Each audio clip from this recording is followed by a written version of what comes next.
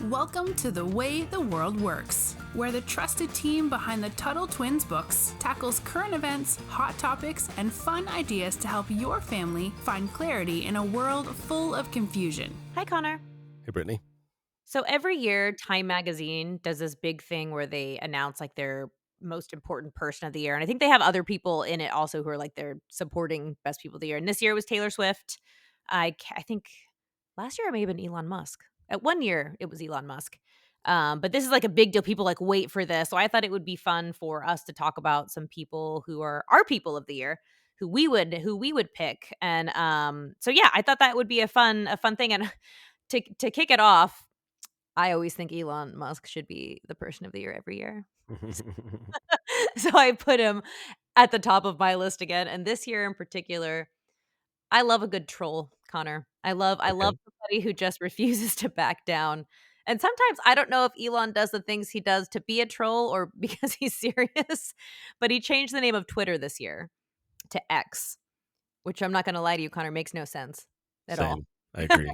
But I kinda like that he did it just because people are already freaking out about him, taking over Twitter and, "Oh, it's gonna be full of hate and crime's gonna go up and all this stuff." And instead of just, like, trying to, quietly make his changes, he's like, "I'm just gonna change the name too."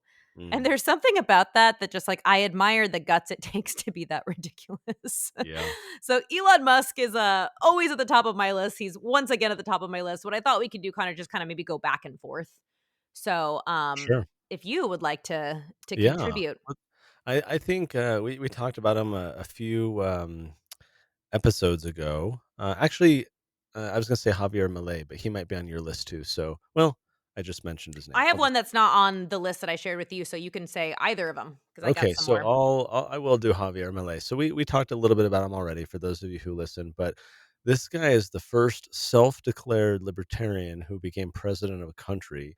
It's a huge feat. He has a very ambitious, agenda, wanting to abolish their version of the Federal Reserve and abolish a whole bunch of government departments. And he's very outspoken, very, from what it appears to be, very principled. He understands, free market economics super well, and so I think that's just an impressive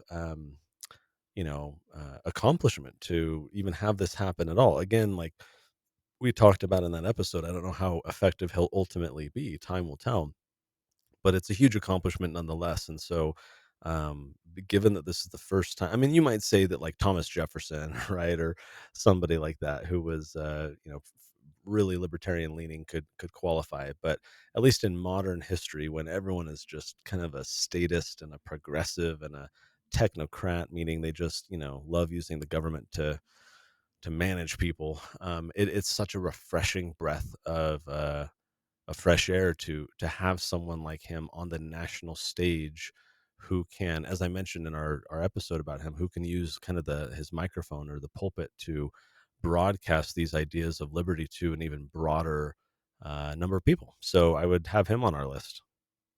Yeah, so my next one, I need to give a disclaimer for this. This is not somebody who is a straightforward liberty person, but I will explain why I think he's the person of the year or one of the people of the year, and that is Robert Kennedy Jr., who is all over the place. And Hmm. again, he is not a libertarian. He's not somebody who I agree with on everything. But the reason I put him on this list is because he, comes from a family line of Democrats, and he's been very committed to his principles, and even when that has lost him a lot of respect in his own party, and he's now actually running independent. And I said in an earlier episode, Connor, that I really admire people who stick to their principles. And one of the things he has been very big on is being skeptical about the COVID vaccine, Hmm. and wondering why people were trying to, being forced to take this. And so I think he's done a lot of really interesting things standing up for his beliefs in a climate where if you are anyone who was ever considered on the left and you're not towing the line, that you're not going to be accepted. And it kind of reminds me of Tulsi Gabbard, because she's not, I don't think she even identifies as a Democrat anymore. I don't think she identifies as anything anymore. But it was the only time in a primary, Connor, I ever voted for a Democratic candidate. And it wasn't because I thought she was perfectly libertarian. It was just because I was like, you know what? I kinda like Will 1. I don't think voting does a whole lot of anything anyway. But Yep. I was like, I like that she is standing up for principles. I like that she kinda, yelled at Kamala Harris, which I thought was really funny. But it's people like that. It's these people who maybe I don't agree with them on everything, but I really love that they're standing up for what they believe in, even though it's coming with a lot of consequences. So he's Mm. somebody that I've really looked up to for those reasons this year. Okay, cool. I've got kind of a two-part one. The first part I'll say is every month in our magazine, we highlight a young entrepreneur of the month or a young leader. And so we've actually all year long been highlighting people who are doing, kids who are doing cool things. So if you guys don't yet have our magazine, which we send every single month, that's at TuttleTwins.com/magazine. And the powerful thing about the magazine is that we are talking about current events. So, we do these books, but then we do them once and they just kind of are there forever. And so the books don't really cover current events. They cover like principles and ideas that are enduring. They just apply all the time. The benefit with the magazine is that we can talk about very specific current events to help you kids understand what's going on in our world and make a little bit more sense of it. So TuttleTwins.com/magazine is where you can find out about that. And so the second part of my answer is the other person that I would say is Jaden Rodriguez. So we did end up highlighting him one month in our magazine. Most of our listeners will probably remember this story, so I'll just share the short version. Is Jaden is the kid who was kicked out of school for wearing a Gadsden flag patch on his backpack. Again, the Gadsden flag is that yellow "Don't tread on me" snake, which was a symbol of the colonies in early America. And the vice principal and the other school administrators at his school claimed that the Gadsden flag had, quote, origins in slavery and therefore was a disruption to the classroom environment. Well, Jaden, thanks to his mom, had been reading the Tuttle twins books for like 3 or 4 years. So he had been learning about American history. He had been learning about free speech and the principles of freedom. And so when this happened, he was able to stand up for himself. He knew that he was on the side of truth. He knew that like here he is in a school and they're supposed to be teaching him true principles and ideas, and they were perpetuating falsehood. Instead, they were doing the exact opposite of what a school should be doing. And Jaden had the courage to stand up. One aspect of the story that our listeners may not know is that his story went viral because I shared his video and it spread like wildfire from there. It wasn't his video, I should say. The video his mom recorded of the vice principal saying all this nonsense. But before that, before I shared the video, they went to Jaden was kicked out of school. They're in the car, mom is driving him home.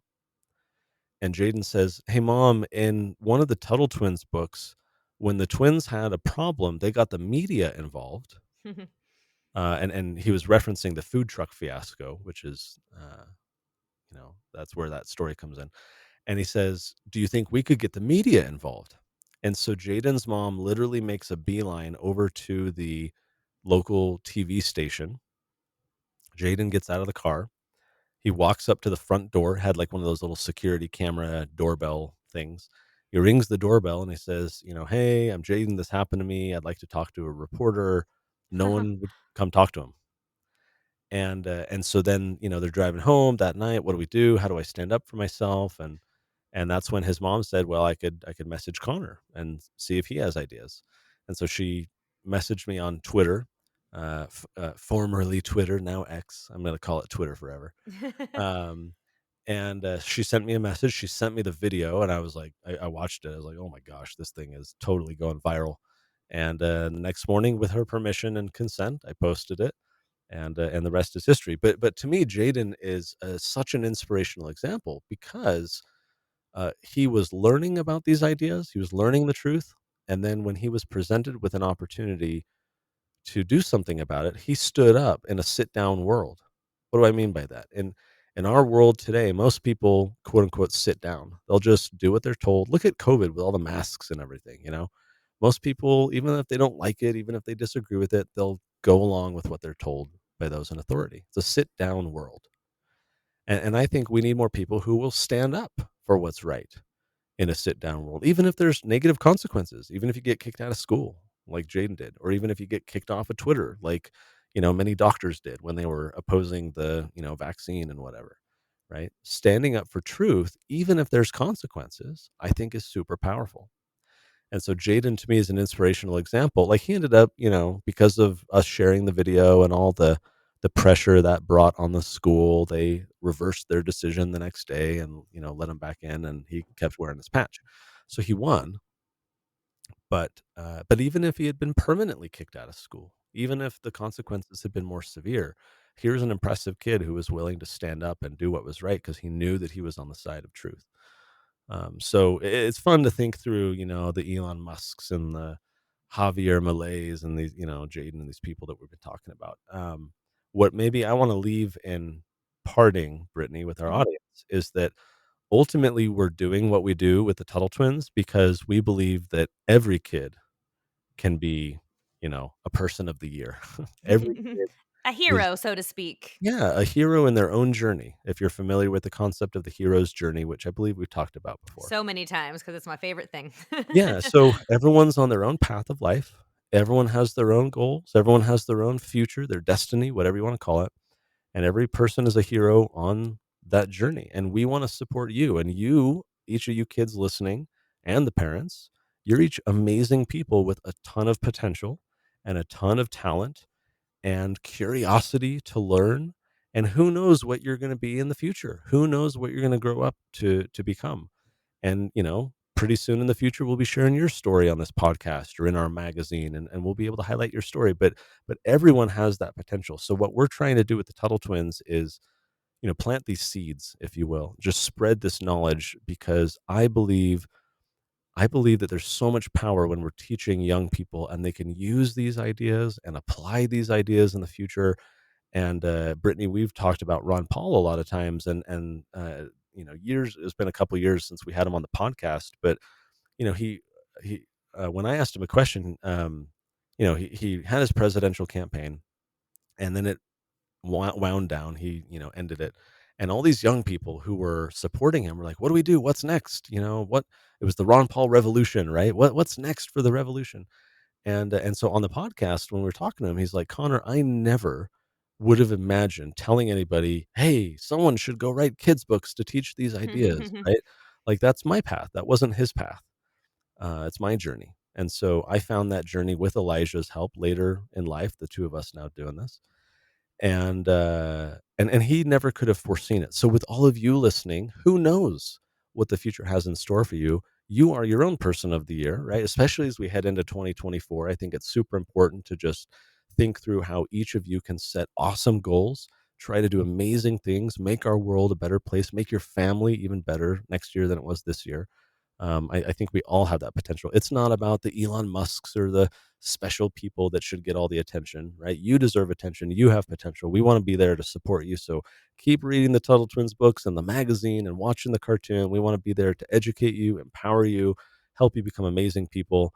Brittany, is a fun conversation. And until next time, we'll talk to you later. Talk to you later. You've been listening to The Way the World Works. Make sure your family is subscribed and check out TuttleTwins.com for more awesome content.